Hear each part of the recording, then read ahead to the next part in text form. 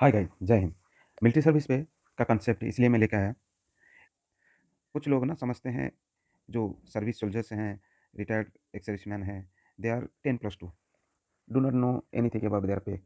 वैसे भी army act totally silent on pay of a soldier, क्योंकि हमें आगे बढ़ना है। 8th सीपीसी के लिए प्रिपेयर करना है। आने वाला पे कमीशन में मिलिट्री सर्विस पे जो है बहुत बड़ा हर्डल बनने वाला है, क्योंकि ज़्यादातर ऑफिशियल्स को मिलिट्री सर्विस पे का कांसेप्ट ही क्लियर नहीं है।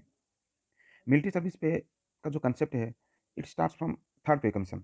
मिलिट्री सर्विस पे का 4 बेसिक एलिमेंट्स हैं: discharge and retirement, government order in May 1986, 6 CPC report and gazette notification 30 August 2008। Discharge and retirement आप ऐसे समझ सकते हैं, जब क्रिकेट के मैदान में कोई इंजर्ड हो जाता है, वो रिटायर्ड आउट होता है, मतलब उस पारी को और वो नहीं खेल सकता उस कंडीशन में। और डिस्चार्ज को आप ऐसे समझ सकते हैं कि एक पेशेंट जब मेडिकल में एडमिट होता है, उसके बाद वो ठीक होकर डिस्चार्ज होता है, यानी he is fit for duty. तो सोल्जर्स कभी भी रिटायर नहीं होता है, वो हमेशा डिस्चार्ज होता है, यानी कि he is always fit for duty. जब एक सोल्जर डिस्चार्ज होता है, तो गवर्नमेंट के पास बहुत सारे ऑप्शंस रह जाते हैं एक सोल्जर्स को यूटिलाइज करने के लिए। 1986 में गवर्नमेंट ने एक कंसेप्ट लाया to employ the discharged soldier by the way of deputation और lateral shift to civil job, और इसको ऐसे भी बोल सकते हैं री एम्प्लॉयमेंट। चलिए अब हम देखते हैं 1 मई 1986 को डीओपीटी ने क्या बोला था। डीओपीटी का ये लेटर हमारे डिस्क्रिप्शन बॉक्स में लिंक दे रखा है। ये इस लेटर का सब्जेक्ट हेडिंग ही सब कुछ बता देता है। क्या बोलते हैं? Amendment of recruitment rule. Recruitment rule का अमेंडमेंट किया जाएगा, किस लिए? Lateral induction of armed forces personnel in civil post. जब एक सर्विस पर्सन अपना सर्विस कैरियर खत्म करता है, उसके बाद वो सिविल पोस्ट में जाने के लिए क्या प्रोसीजर होगा, उसके लिए रिक्रूटमेंट रूल में अमेंडमेंट कर दिया जाए।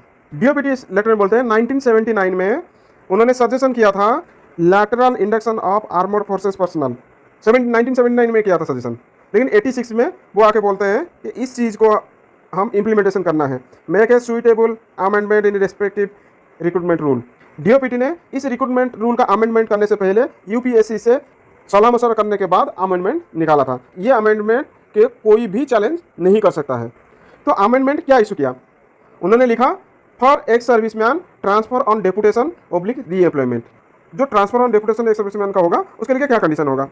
The armour forces personnel due to retire, यानी कि जो रिटायर हो चुके हैं, और who are transfer to reservist within period of 1 year, जो 1 साल के अंदर रिजर्विस्ट में जाने वाले हैं, यानी कि रिटायरमेंट जाने वाले हैं, और उनके पास रिक्विजिट एक्सपीरियंस एंड क्वालिफिकेशन है, तो they should consider for deputation. जो डेपुटेशन का प्रक्रिया है उसमें उनको लिया जाएगा, अगर उनके पास वो क्वालिफिकेशन है, एक्सपीरियंस है, और 1 साल के अंदर रिटायरमेंट होने वाले हैं या फिर रिटायरमेंट हो चुके हैं, उन सबको डेपुटेशन के लिए कंसिडर किया जाएगा।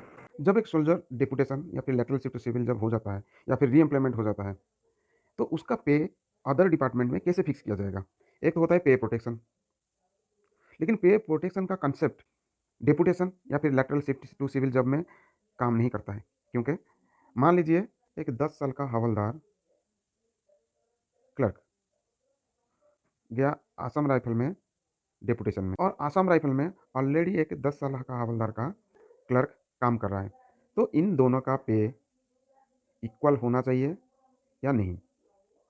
अगर दोनों 10 साल का सर्विस का एक्सपीरियंस रखते हैं और दोनों का रैंक हवलदार है, they are required to be equal पे।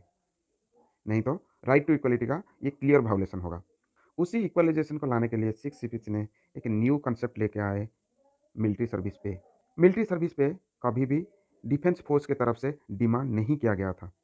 6 सीपीसी ने मिलिट्री सर्विस पे को इसलिए लेके आए ताकि जो सोल्जर्स लेटरल शिफ्ट होंगे सिविल जॉब में, उनका पे कैसे एडजस्ट होगा। तो मिलिट्री सर्विस पे is not a new concept, it is a old element of pay and newly branded in 6 CPC as military service pay। तो अगले वीडियो में मैं लेके आऊँगा 6th CPC के पास ये मिलिट्री सर्विस पे का कॉन्सेप्ट कहाँ से आया और कैसे इन्होंने कैलकुलेशन किया मिलिट्री सर्विस पे को।